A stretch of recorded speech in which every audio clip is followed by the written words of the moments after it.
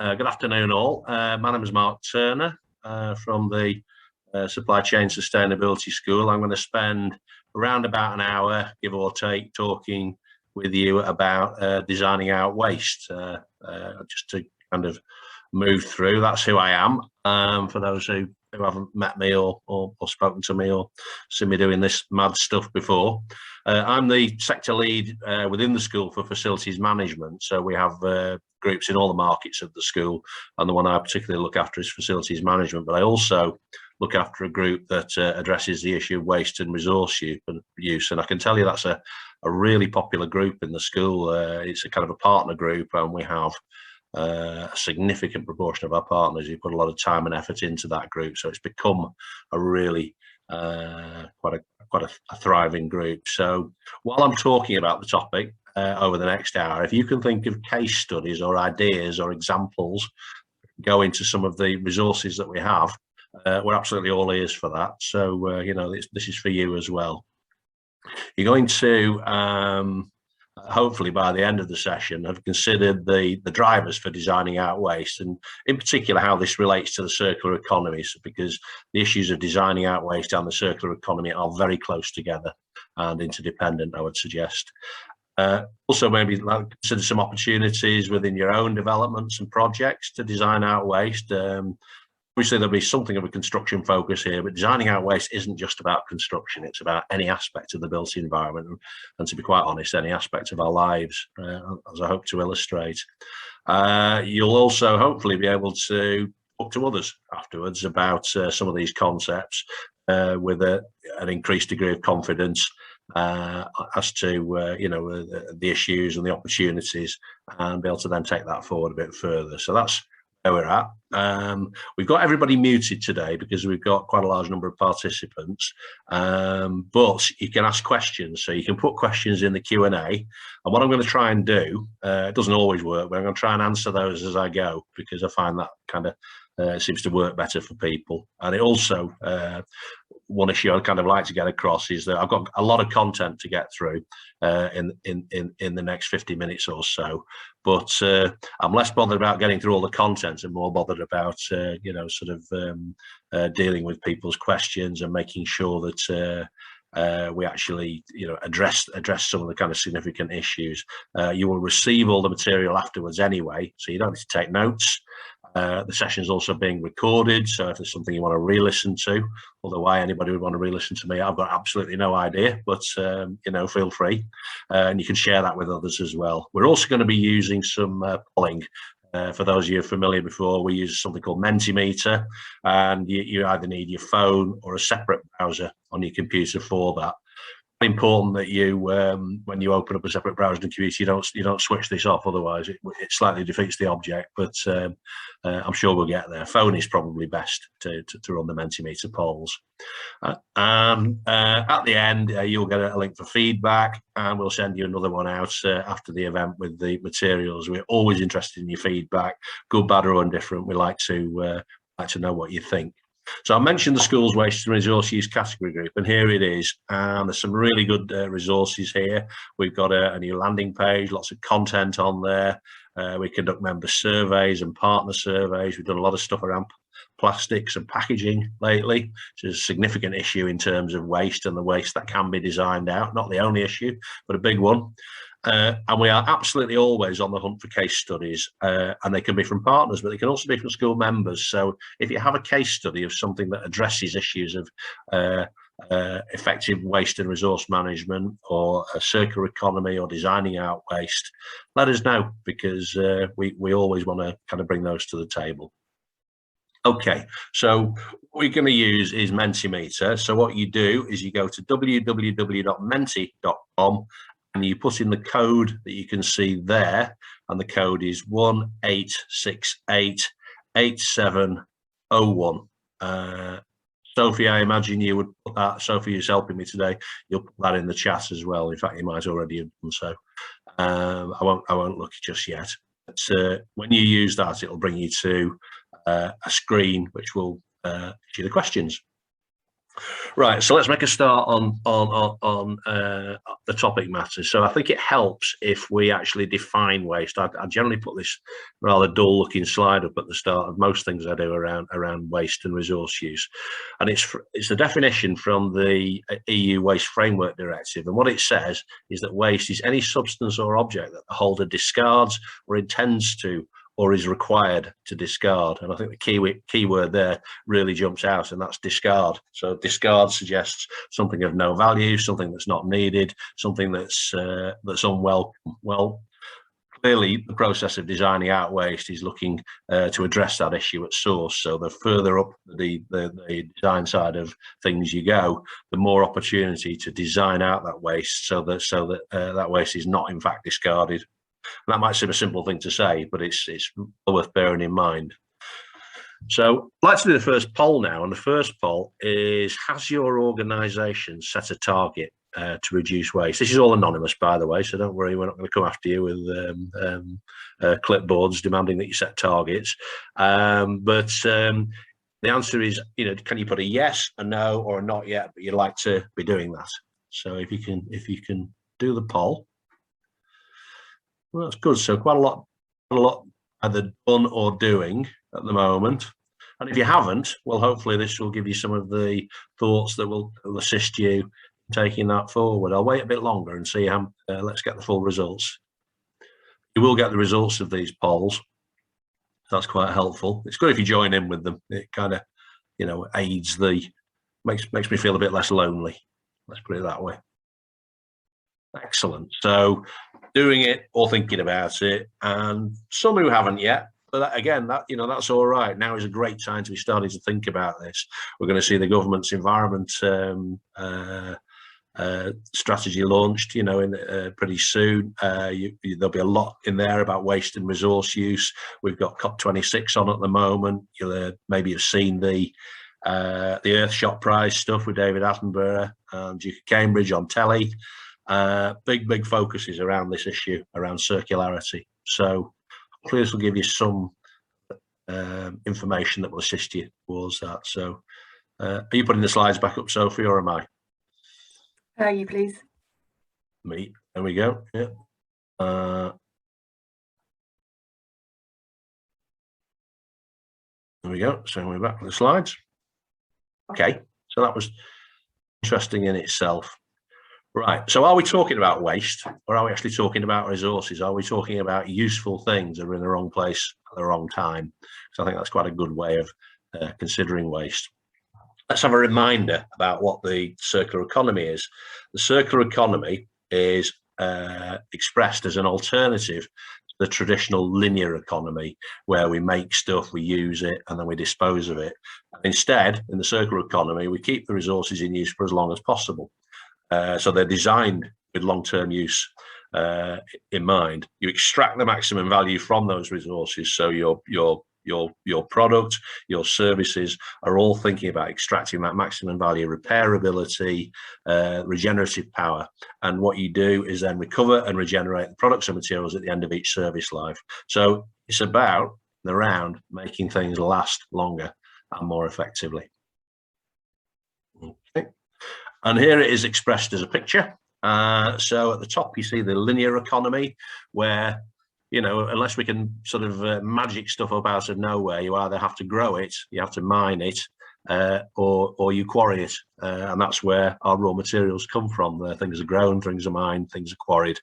Those raw materials are then go through a process and design and come towards manufacture. So they come together in products. We consume those products, and sadly but typically certainly over the last generation or two, we have just disposed of them when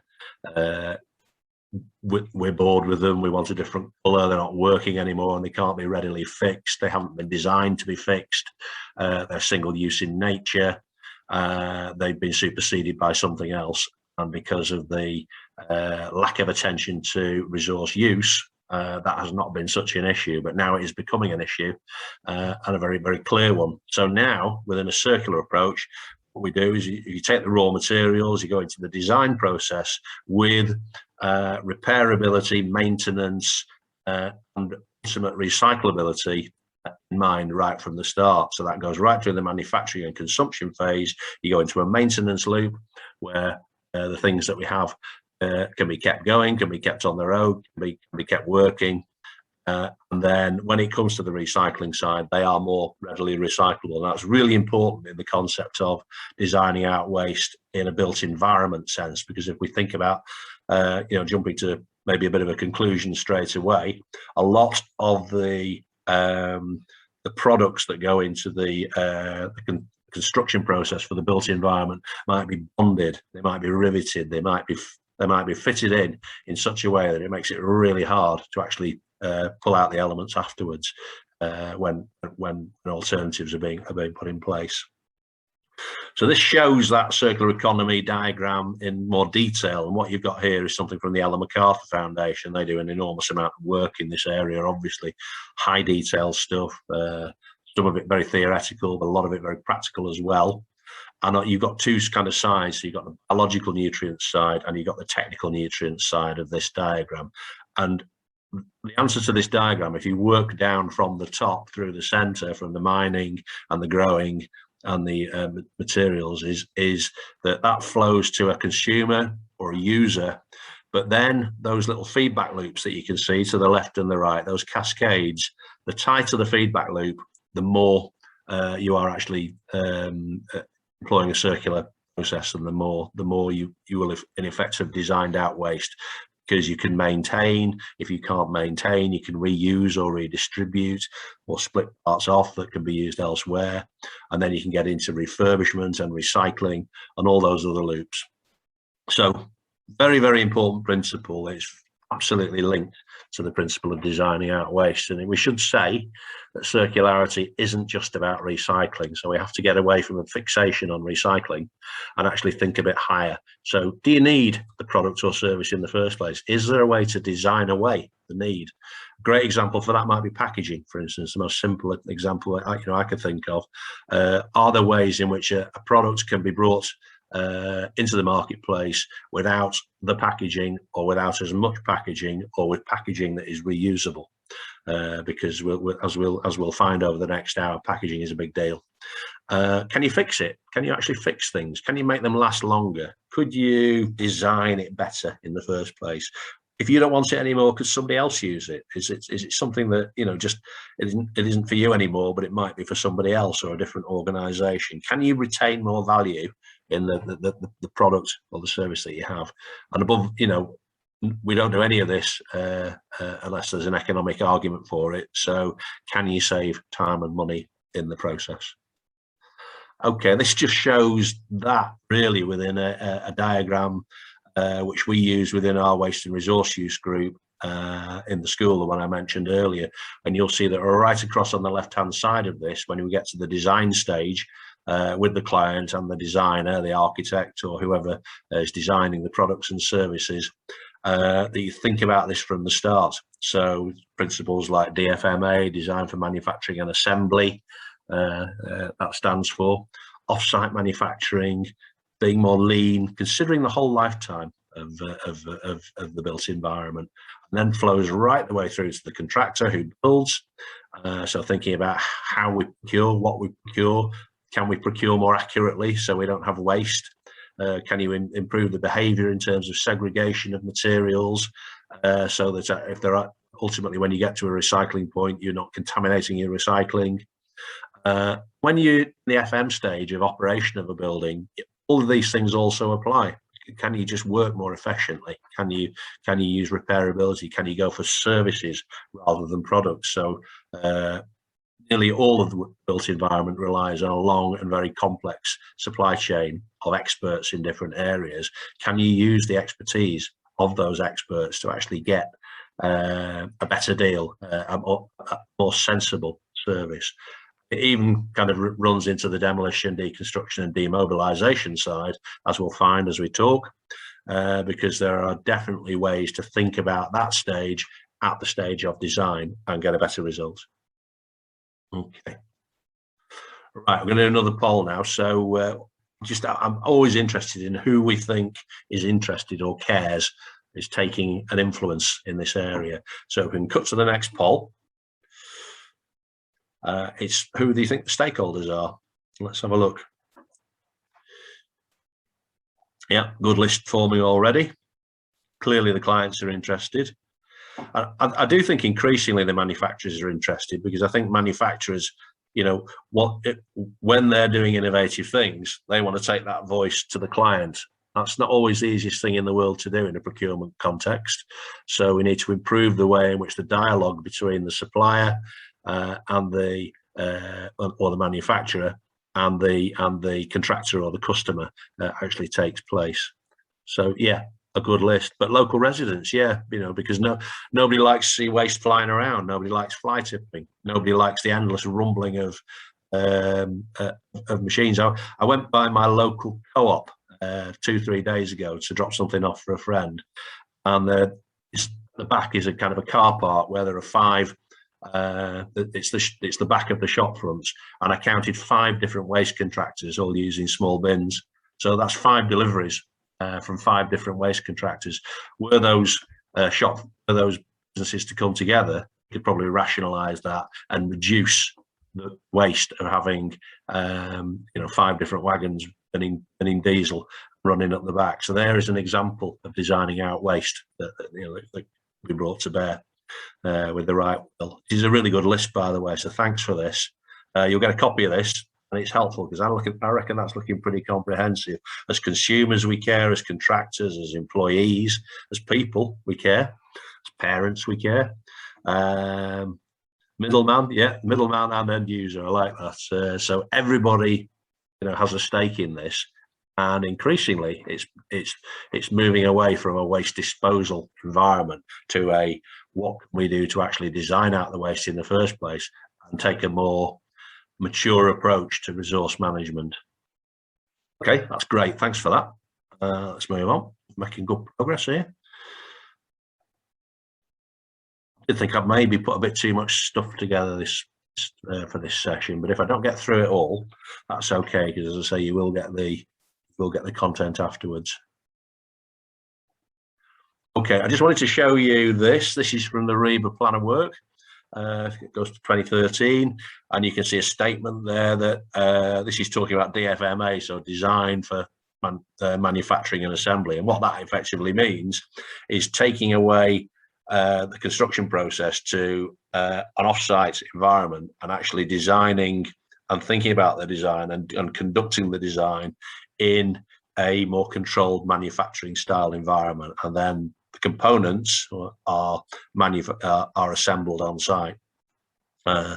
Some good examples. I'll come to one later on from Redrow, one of our school partners who started to consider how they can employ this into a traditional house building technique, for instance. But just want to kind of sort of illustrate some of these examples. Now here we have the waste hierarchy, and carbon's on everybody's lips at the moment. So if you take the waste hierarchy, where you avoid at the start, so you avoid the need for waste, and then if you can't avoid it, you reduce it, and if you can't reduce, you reuse, and then you recycle, and then you recover with energy recovery, and then you dispose. That waste hierarchy has a big impact in terms of carbon. So if you have a circular economy, you will have a much lower whole life carbon put in. And if you have a linear economy where it's single use and there's less thought given, naturally and fairly simply, you're going to have a higher whole life carbon impact. So you're going to be more wasteful, and you're going to create more greenhouse gases.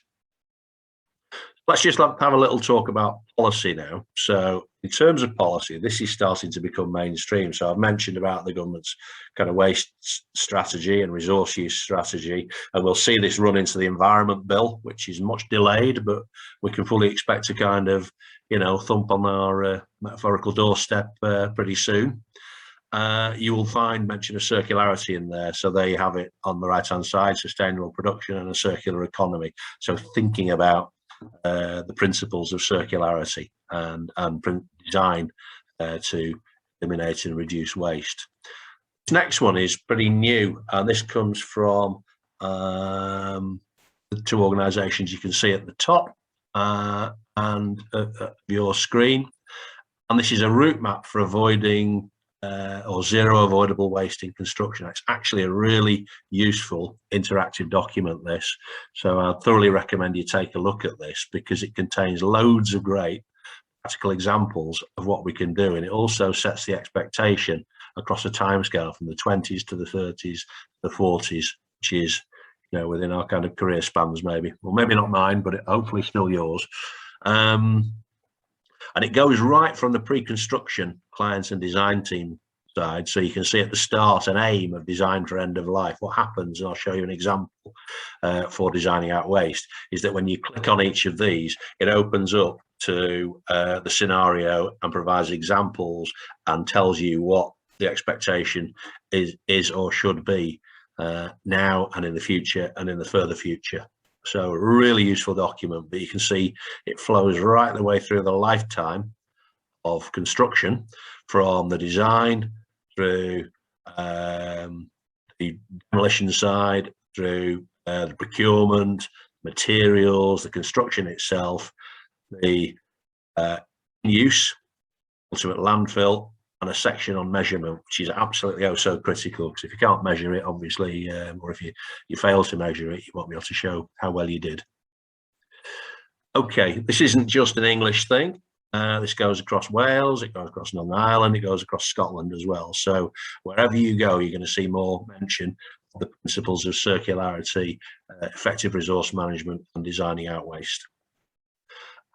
Here's a few examples I just thought I would throw in. So in the London plan, so effectively any largish construction project within the M25 area, there's now a requirement to produce a circular economy statement.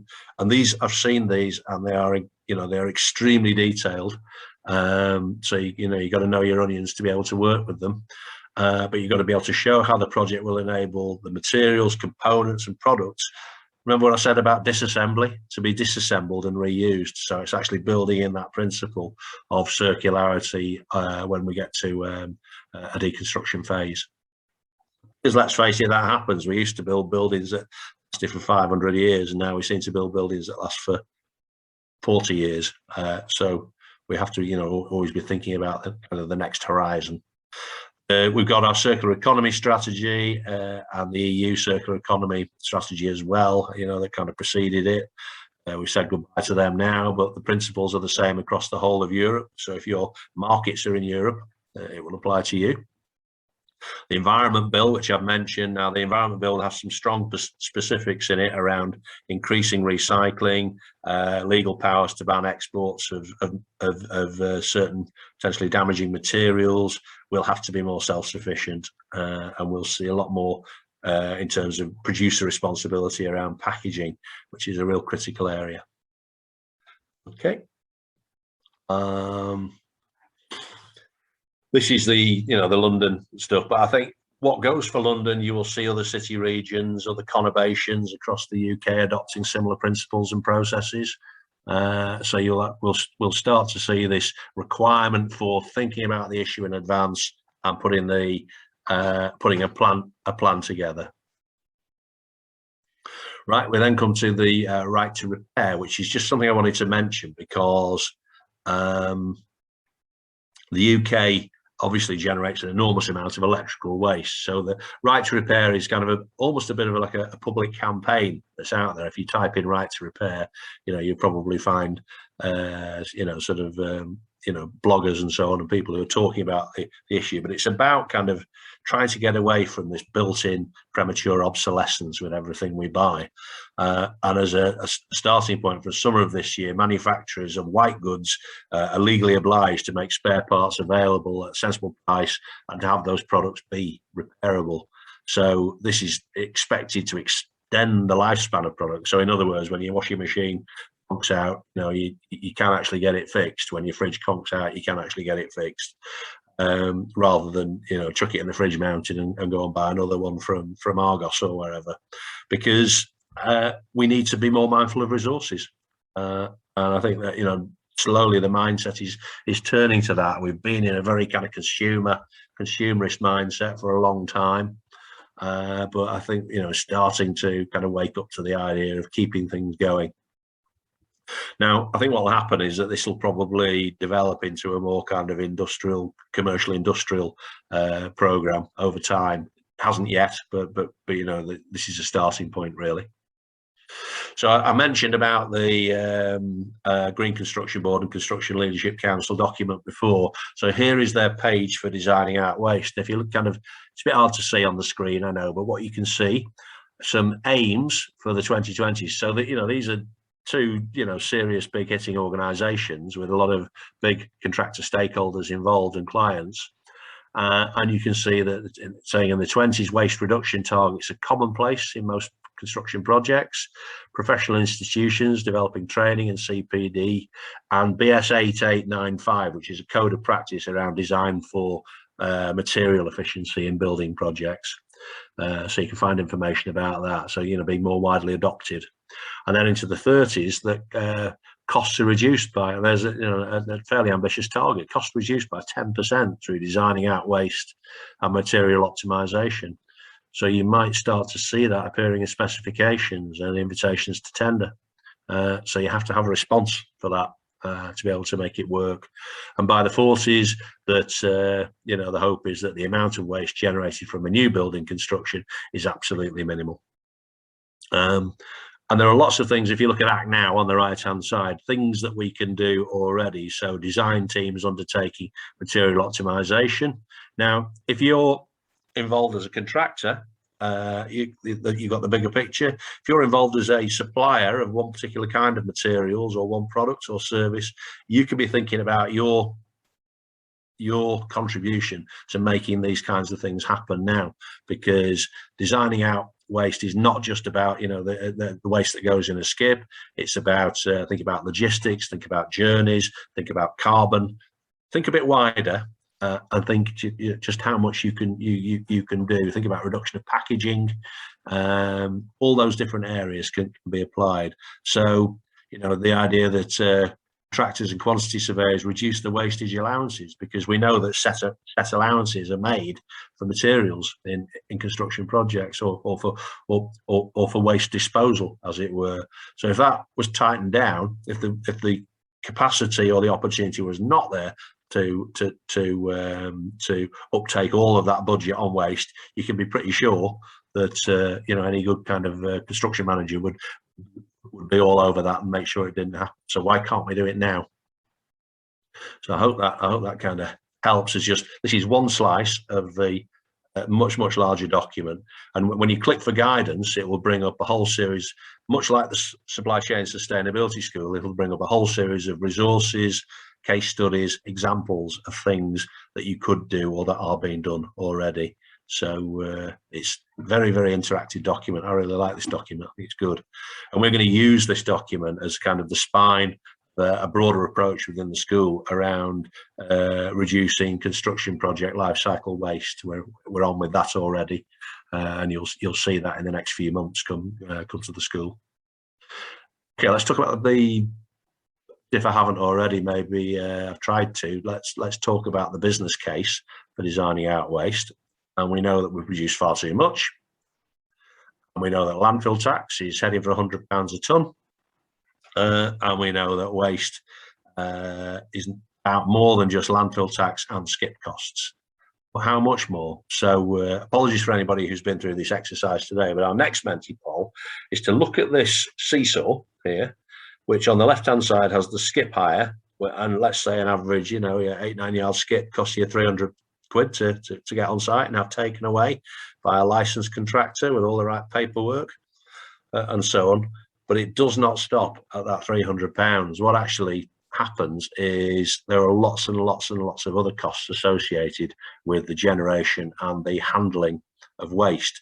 And surveys by Zero Waste Scotland and others have shown that this could represent an additional total of over £2,000. So my question to you is, what are the other contributing factors? And we'll do that as a poll now. So what are the things? Yeah, surplus material. Yeah, neglect. You'll see figures of anything up to 20% in terms of over ordering. which is, you think we'd be better at it by now, but stuff gets over-ordered. And once it gets over-ordered and travels to a site, be it a construction site or a building, a building that's been operated by a facilities manager, it becomes quite hard to move that somewhere else. So more often than not, it just sits there for the duration of the project and ends up in the skip. So what an incredible waste. So it's pretty clear that you all know what you're doing here, because we're getting loads of content coming up here. Yeah, the hours that we put into it, the laziness, I like that. Poor storage, yes, because you need a space, you need a layout space for storage and all of that, and for segregation, and it needs to be logical. It needs to be thought about at the start, not halfway down the line when everybody's charging around in forklift trucks and desperately trying to keep to program. So it's very, very important to kind of address these issues at the start. Poor planning, poor reporting, lack of monitoring, just not looking after our materials. This happens so often, and we'll see examples. So what a great list. Thanks for that. It's brilliant. You'll get a copy of that. Everything on there is relevant. I can't see anything on there that isn't relevant. And it's no wonder that the true cost of waste is where it is. Okay, right. Share some slides again. I'll have a drink as well, if you don't mind.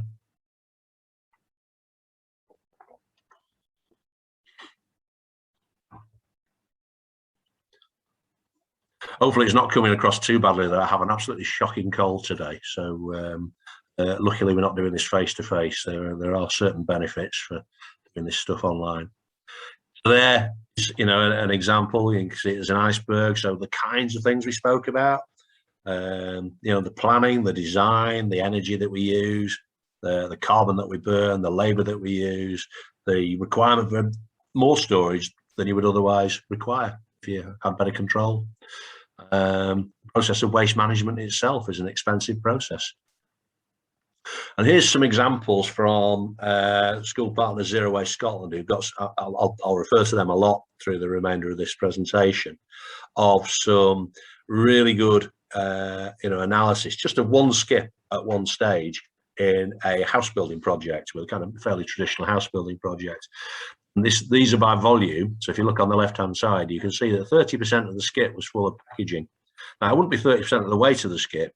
Packaging fills up your skip, doesn't it? Plastic fills up your skip, takes up far more space. Insulation, again, takes up enormous amounts of space, but you pay for the skip.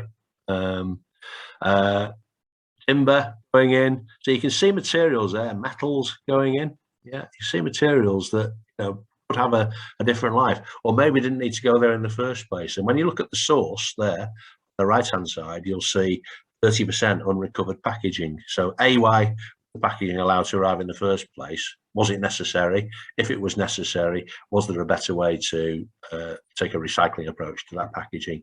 Even better, a reuse approach to that packaging, working in concert with the supplier. And it might not always be the case, but it could be the case. So we have to think for every single instance and ask the question why. Cutting waste, 34%. So that's a lot of offcuts, isn't it?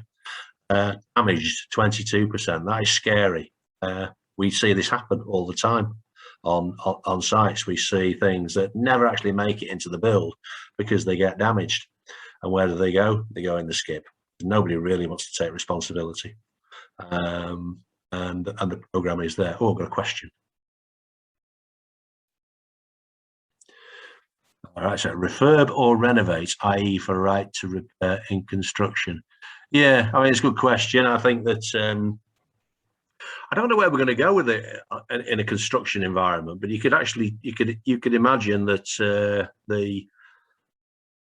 if you take the broader question around renovation, there's a bit of a push nowadays towards do we actually need to be building new all the time, or should we actually be repairing buildings and making fit for purpose buildings that are here already? So that's quite a strong debate going on. And I think we'll see an increase of that, because obviously there's been a lot of knocking down of in theory not fit for purpose property to build new property. But there are examples in Liverpool that I live on the Wirral near Liverpool. There's been some great examples of actually bringing neighbourhoods back to life with the original properties just refurbished, applying the attention to them. And it's amazing what you can do. So I hope that kind of helps partially as an answer. Right, can get back to the condition of the waste. Small amount good as new, 42% landfill, 40% suitable for recycling. Will it be?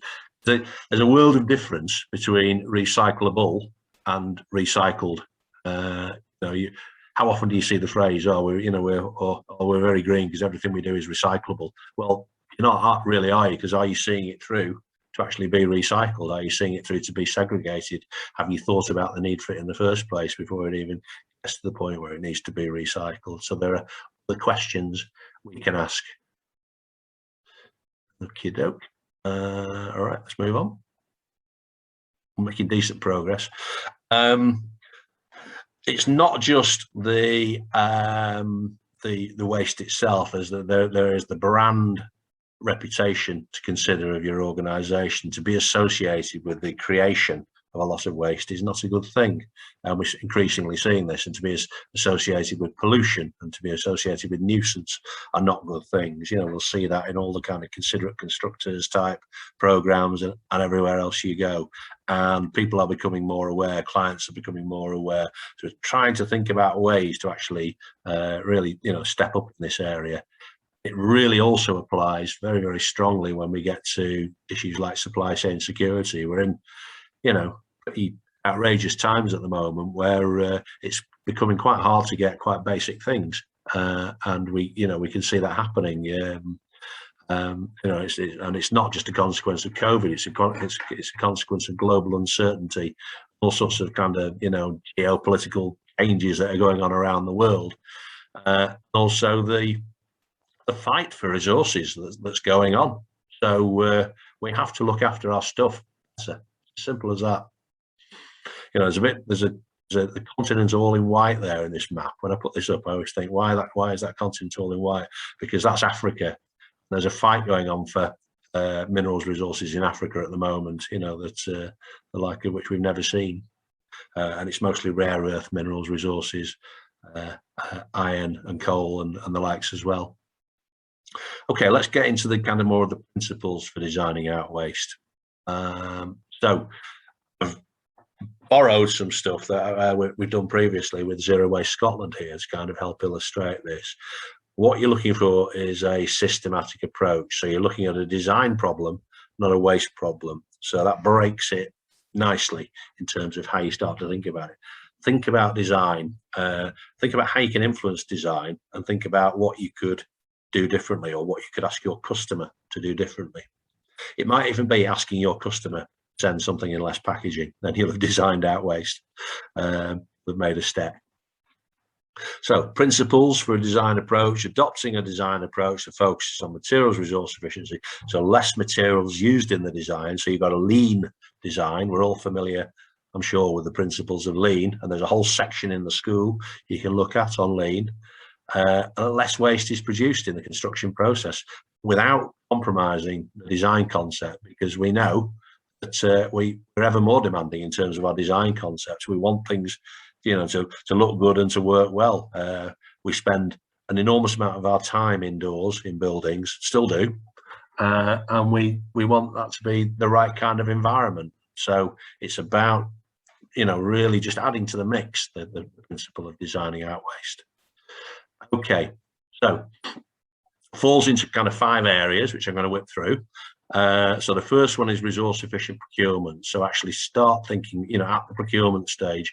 Now, this can be difficult because the people that you need, these different parts of this program you see in front of you, might be working on something else or somewhere else, doing something different at the time. It would be good to bring them all together to discuss how you're going to get a favourable outcome. But I would really recommend finding that time. Program it in. If we program in time, we can have time. You've programmed in time to spend an hour listening to me rattle on this afternoon, and you have that hour. You wouldn't have had that hour if you hadn't programmed it in. So it can be done. You don't need a lot of time, and we can use systems like you know, Zoom and Skype and all the rest of it, actually, and Teams, to talk to each other in ways that we didn't have before. We don't have to jump into cars and be in places. We can do this so much more efficiently. Okay, so first of all, we can talk about resource efficient procurement, then about optimizing materials, then about the principles of off-site construction, some stuff about reuse and recovery, and some stuff about deconstruction, which, you know, I mentioned quite early on. So in terms of resource efficient procurement, you're going to look at what can the design team do some research to actually work out beforehand. I bet you would know straight away, you know, off the bat. If you got the back of we used to say back of a fag packet, didn't we? But you can't say that now. The back of an envelope, you could write down what most of the wastes are that you see and where they come from. So we kind of we know most of this, but we could do a little bit more work on it. Look at the construction practices and the plant that can be used to reduce the emissions, reduce the energy, reduce the water use and the waste on site. And again, the school's doing a lot of work on this around plant, for example, so that, you know, emissions reduction, because that is all waste. You know, the carbon, everything else, the diesel, it's all waste. So I think about it that way. Talking early to the specialist contractors, and this is a real critical area. So before you get into a kind of a pure procurement context, actually talking about the art of the possible, to contribute ideas and to see those ideas through in a safe and timely fashion. Review the specifications to make sure the materials are selected that contribute to the resource efficiency objectives. So pick the right stuff, because sometimes, you know, nobody will mind that much if you pick something that is more resource efficient but wasn't in the original spec. You know, that say came from the architect, or, you know, came from the client, because, you know, we tend to not want to gainsay what people further up the line say, but often if they can see the reason, they'll go for it. It's about presenting the argument effectively. And does your program allow time to make sure this happens? Because if you don't plan in the time, you don't plan in the responsibilities for it, you're kind of gone from the start, because it'll all get lost. It'll be a set of good ideas that never went into practice, and that is incredibly important. And here's a bit of a diagram, we always see, that shows that the earlier you get involved, the more chance of getting a result. Here we go. Right, so thinking about circular economy within procurement, so link circular economy into the plan, into the objectives. Actually name it, say that you're going to do it, and then if you say that you're going to do it, people say, what's the circular economy? And you can tell them what it is.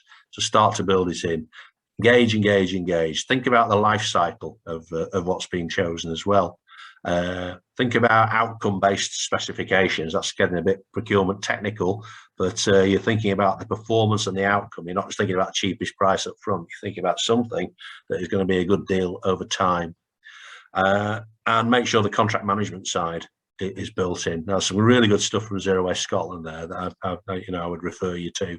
So you can find that on the school, and you can find that on the Zero Waste Scotland site. Bit more, can you change the design and the layout a little bit? Can you make little changes without compromising the design concepts? I bet that can be done, and I'll show you an example of how it can be done very, very soon. Can you coordinate design so there's less cutting, so you're just not cutting off that same offcut all the time? So, you know, the materials are optimized in that respect. Can you work to more standard dimensions? Can the range of materials be slightly more standardized than it is, so you haven't got this massive list, and as well as increasing the chance of the wrong thing arriving on site, you've actually got more opportunity to encourage reuse of offcuts. And can you go into repetition and coordination to reduce the number of variables? So this is a good slide. There's lots and lots of stuff on here that is relevant and useful. Here's an example. There's a nice fancy example. So get yourself across to Holland, and Triodos Bank, who are a well-known ethical investment bank, have got a deconstructible building there. Absolutely beautiful premises, great place to work. Probably pretty expensive, yeah. but I tell you what, in the long term, it'll pay off for them. And I wanted to show you this from one of our school partners, Redrow, who've done absolutely fabulous work over right the way through lockdown around looking at reducing waste in their build. And although it's a house builder example, I think the principle of this is really very much readily applicable to anywhere you go. So what they did, they picked what they call their Oxford house, and they built one in 3 different regions. But instead of putting the waste that was generated for each of those houses through their normal systems, they went for a layout area to actually see what was coming off, so they could understand the waste that was coming from their houses. And you can see it kind of laid out there on that aerial photograph. What they found out was that they were getting about 8 tons of waste off a house in that kind of order, which was made up of different elements. But they started to make some changes in their designs just to kind of eliminate some of it, because there's a lot of offcuts, a lot of waste generated. They redesigned the understairs cupboard, in their property. They changed the skirting board and arch lengths used so that they have one size rather than a small one upstairs and a large one downstairs. They've removed some internal nibs and changed the specification of certain small walls, and they reduced the ground floor ceiling level by, slightly, maybe mosaic sounding, but really important, 65 millimeters, because that took out a course of brickwork, meaning they could use 2.4 meter timber instead of 3 meter timber with 0.6 meters of offcut every time. So things like that, customer won't mind, and you'll get a more sustainable outcome. Absolutely brilliant stuff. I wholly recommend the Redrow report. You can find it on the school, because you'll find great methodology for thinking about how you design out waste. And I've used that with an M&E supplier recently, who's doing a major contract up in the north of England, and the principle applies exactly the same, across an M&E environment. It would be an FM, wherever you go, it will apply. So, design for off-site construction. Can you manufacture off-site but locally? So, as a consequence of the work Redrow are doing, they're now looking at, can they produce their bays off-site and bring them in pre-formed, rather than having all that carpentry work going on out in the elements on site. I bet they find a solution to it. And site activities become a little bit more a process of assembly. It's new skills, but we can learn these skills, and we are learning these new skills. There's plenty on the school about this.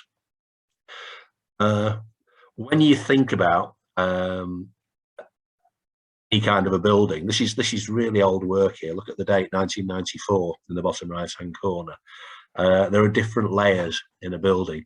So on the outside, you've got the kind of the skin, the building, you've then got the structure of the building that sits within, and you can see the kind of lifespans that are written there.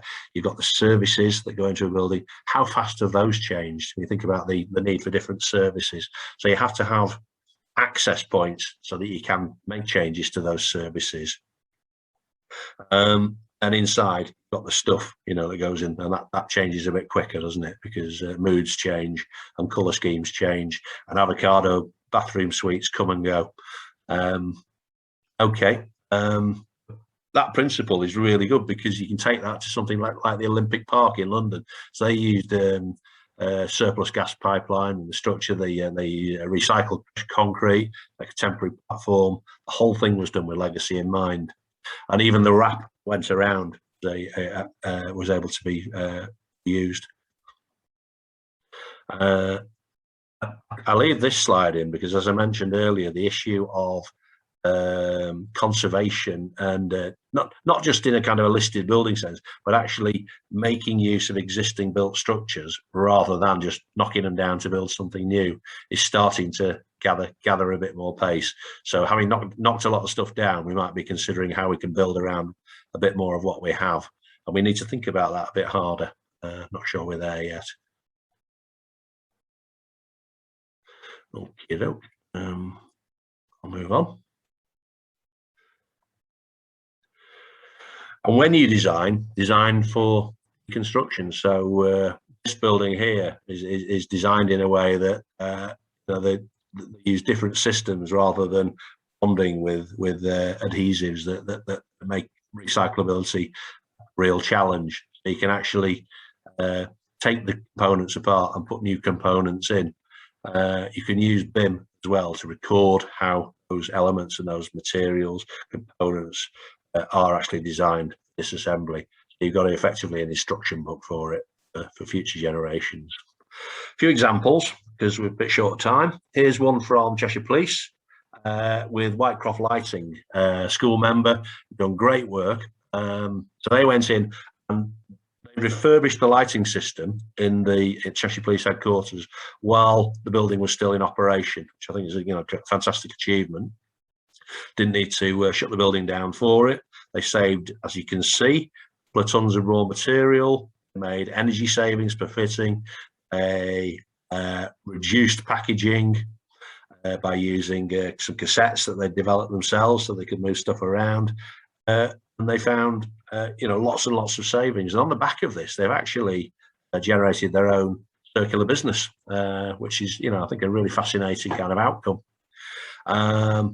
Here's just a statement, which adaptive building has to allow slippage between the differently paced systems, because the systems are differently paced.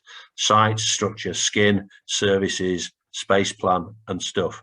Otherwise, the slow systems block the flow of the quick ones, and the quick ones tear up the slow ones with their constant change. And how often do we see that? So smashing through a building just to change some wires. We need to think how we do this stuff a bit better. Design out waste. So process as described here. So what you do, just if you want to do kind of a simple process, you identify the opportunities, you prioritize the ones that are going to give you the biggest hits and going to be the easiest to do.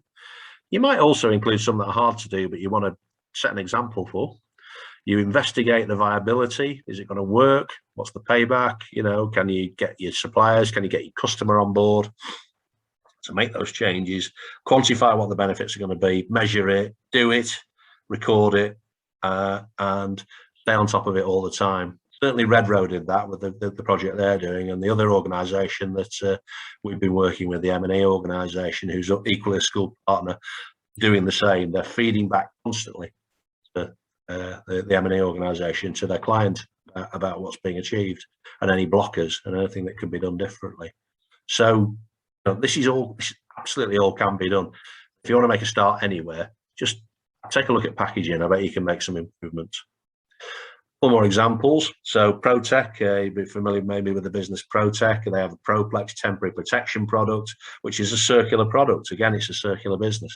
So the Proplex goes back into the loop when it's been used, and it can be branded up if need be. It's an excellent project. And then we have Airlite Paint. So I like this one in particular because it kind of has it resonates a number of areas, but the huge engine services business and facilities manager have been trialing really successfully this use of Airlite Paint. One of the things it does is it captures harmful chemicals and particulates. So they're using it in the school context. So it actually cleans the air, paint.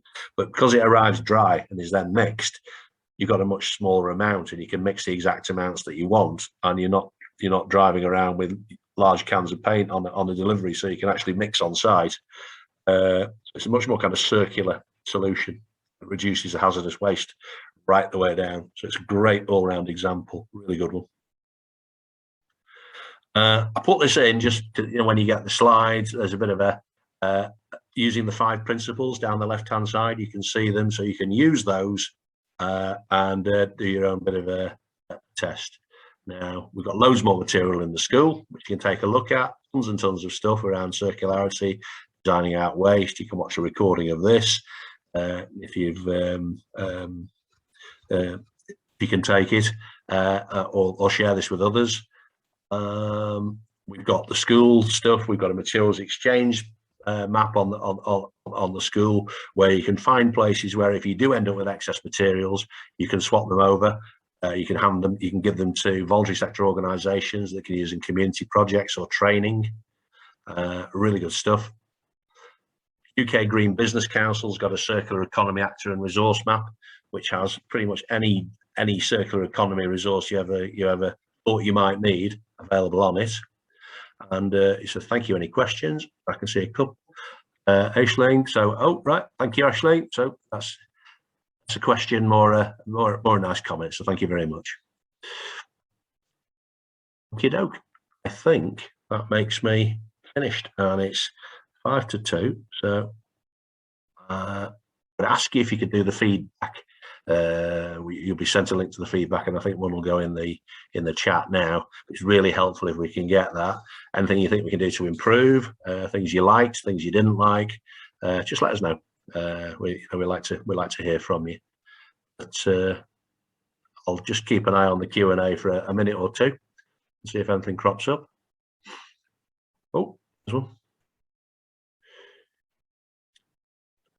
Question, Nicole. I think companies are doing it now, and I think they're doing it because of some of the issues around materials availability, resources, client pressure is really starting to tell now.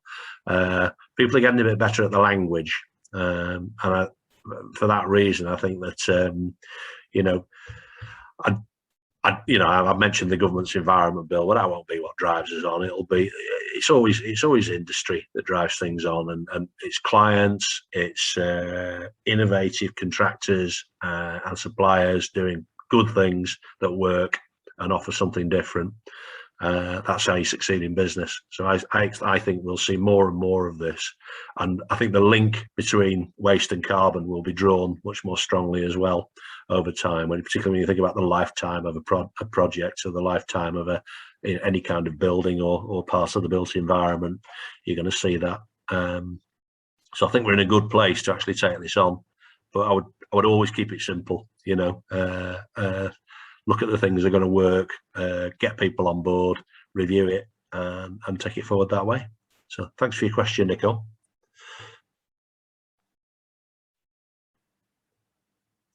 Any more?